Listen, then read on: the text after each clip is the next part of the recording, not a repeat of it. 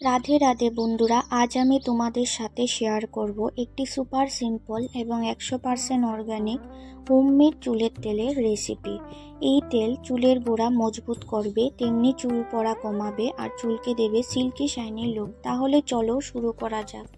এখানে আমি একটি প্লেটে সবগুলো উপকরণ সাজিয়ে নিয়ে নিয়েছি।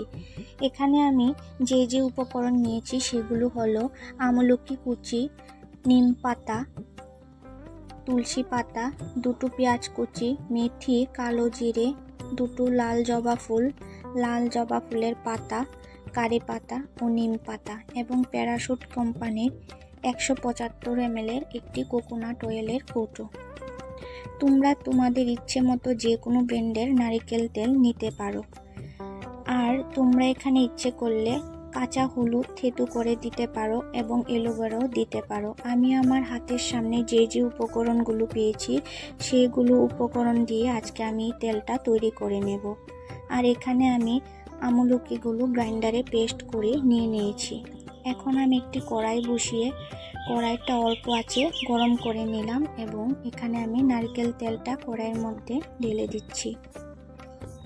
এখন আমি এই তেলের মধ্যে এক এক করে সবগুলো উপকরণ দিয়ে দেব।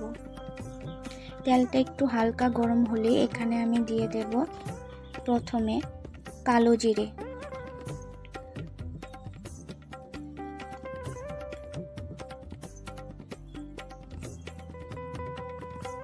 তারপর আমি এখানে দিয়ে দেব মেথি। কালো জিরে মেথি তেলের মধ্যে একটু ফুটলে তারপর আমি বাকি উপকরণগুলো দেব।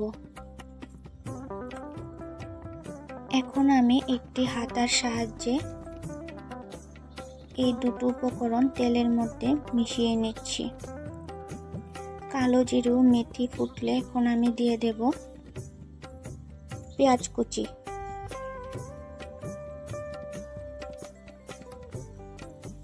আমি এখন পেঁয়াজ কুচিগুলো দিয়ে দিলাম। তোমরা তো জানো পেঁয়াজের রস চুলের জন্য এবং স্ক্যাল্পের জন্য খুবই ভালো। এখন আমি পেঁয়াজগুলো তেলের সাথে মিশিয়ে নিলাম। পেঁয়াজগুলো তেলের মধ্যে একটু ফুটলে তারপর দিয়ে দিচ্ছি লাল জবা ফুল। আমি এখানে দুটো লাল জবা ফুল পেয়েছি তাই আমি দুটোই দিয়েছি, তোমরা আরও বেশি দিতে পারলে আরও ভালো। আর এখানে আমি দিয়ে দিয়েছি লাল জবা ফুলের পাতা। লাল জবা ফুল যেমন ভালো তেমনি লাল জবা ফুলের পাতাও চুলের জন্য ভালো।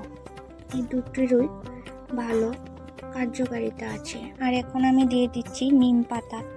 নিম পাতার রস জানো তোমরা যে স্ক্যাল্পের জন্য খুবই ভালো। যাদের স্ক্যাল্পে ফুসকুড়ি বা গোটা আছে তাদের স্ক্যাল্পের জন্য নিম পাতা খুবই ভালো।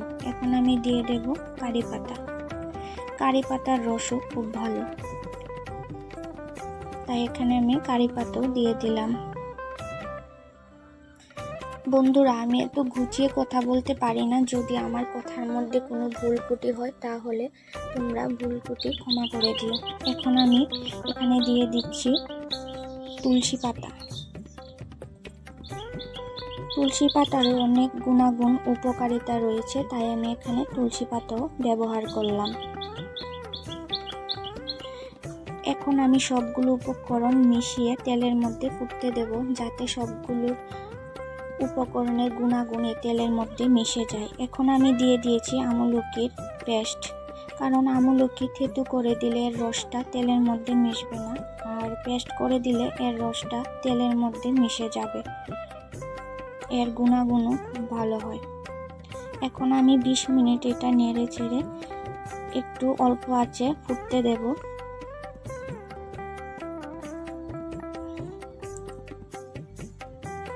দেখো তেলটা এমন যখন সবগুলো উপকরণ ভাজা ভাজা হয়ে আসবে তখন বুঝবে যে তেলটা হয়ে গেছে। এখন আমি গ্যাসটা অফ করে দিলাম। এখন আমি একটি ছাঁকনির মধ্যে এই উপকরণগুলো ঢেলে নেব বা এই তেলটা ঢেলে ছেঁকে নেব একটি চামচের সাহায্যে এইভাবে চাপা দিয়ে। আমি এই ছাঁকনিটা চায়ের মধ্যে ইউজ করি না, তাই আমি ছাঁকনিটার সাহায্যে তেলটা ছেঁকে নিচ্ছি। তোমরাও এভাবে ছেঁকে নিয়ে ভালোভাবে তারপর একটি কৌটোতে ভরে নেবে। সপ্তাহে 2 থেকে 3 বার চুলের গোড়ায় ভালো করে মাসাজ করবে তেলটা, আর 1 থেকে 2 ঘন্টা বা সারা রাত রেখে মাইল্ড শ্যাম্পু দিয়ে ধুয়ে ফেলবে। নিয়মিত ব্যবহারে তোমরা নিজেই পার্থক্যটা দেখতে পারবে। দেখো তেলটা কি সুন্দর রেডি হয়ে গেছে। আমি এখানে একটি কৌটোতে ভরে নিয়েছি, তোমরা পারলে কাচের কৌটোতে ঠান্ডা করে ভরে নেবে। বন্ধুরা, তোমরা এই তেলটি 2 মাস পর্যন্ত ঘরে রেখে চুলে ইউজ করতে পারো। এটা আমি আমার অভিজ্ঞতা থেকে বলছি। তো এই ছিল আমার হোমমেড অর্গানিক চুলের তেলের রেসিপি। তোমরা এটা বানিয়ে বাড়িতে ট্রাই করো এবং কমেন্টে জানিও কেমন লাগলো। যদি ভিডিওটা ভালো লেগে থাকে তাহলে লাইক ও শেয়ার করে দিও, আর চ্যানেলটিকে সাবস্ক্রাইব করতে ভুলো না।